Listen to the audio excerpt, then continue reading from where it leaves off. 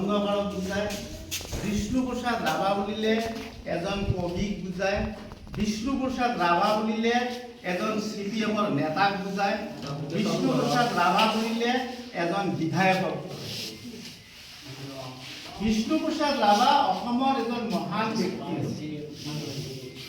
এই বিষ্ণুপ্ৰসাদ ৰাভাৰ জন্ম হয় 1906 চনত বাংলাদেশৰ ঢাকা চহৰত, বৰ্তমানৰ বাংলাদেশৰ ঢাকা চহৰত।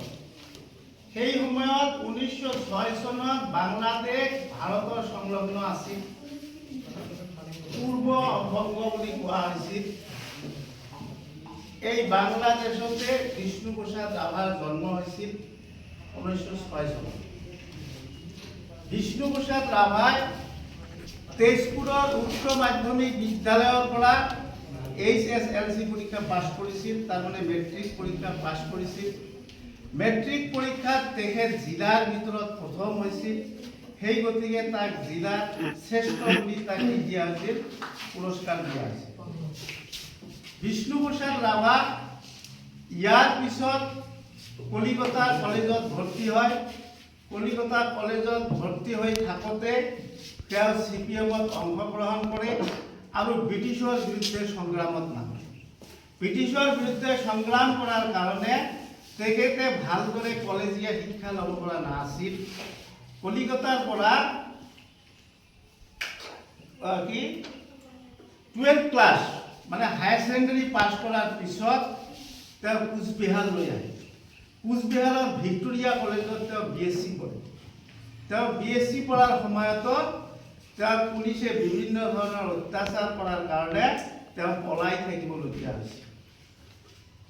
এনেদৰে তেওঁৰ জীৱনটো পলাতকভাৱে থাকোঁতে তেওঁ কি কৰিছিল, বিভিন্ন ধৰণৰ প্ৰবন্ধ লিখিছিল, বিভিন্ন ধৰণৰ স্বাধীনতা সংগ্ৰামৰ কবিতা লিখিছিল, নাটক লিখিছিল, উপন্যাস লিখিছিল। সেইকাৰণে তাক উপন্যাসিক বুলি কোৱা হয়। উপন্যাস লিখিছিল।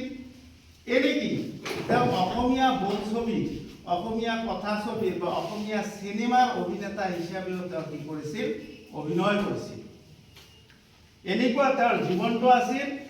তেওঁ তাণ্ডৱ নৃত্য খুব ভাল দিব জানিছিল।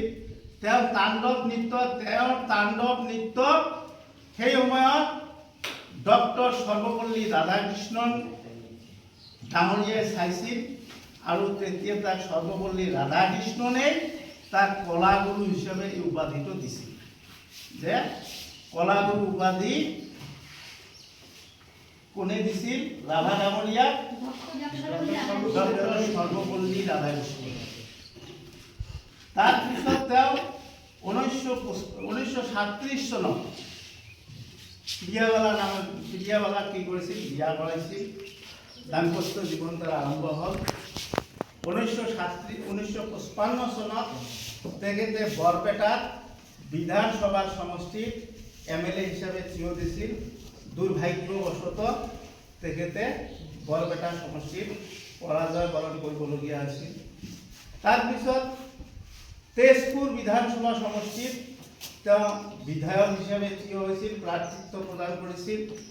ভাগ্য ভাল হোৱাৰ কাৰণে তেওঁ তেজপুৰ সমষ্টিত CPMৰ নেতা হিচাপে জয়লাভ কৰিছিল। MLA পদত বা বিধায়ক পদত জয়লাভ কৰিছিল। এনেদৰে তাৰ জীৱনটো অতিবাহিত হৈছিল। শেষত 1969 চনত আজিৰ এই 20 জুলাই তাৰিখে ইহলীলা ত্যাগ কৰিছিল। সেই দিনাৰ পৰাই আমি এই 20 জুলাই তাৰিখটো 20 জুন তাৰিখটো কলাগুৰু বিষ্ণুপ্ৰসাদ দেৱৰ দিৱস হিচাপে আমি পালন কৰি আহিছোঁ। আৰু সেই হিচাপে আমি এই দিৱস পালন কৰাৰ উদ্দেশ্যে আমি ইয়াত সমবেত হৈছোঁ বা একগোট হৈছোঁ। এইখিনিয়ে মোৰ বক্তব্য। বিষ্ণুপ্ৰসাদ ৰাভা।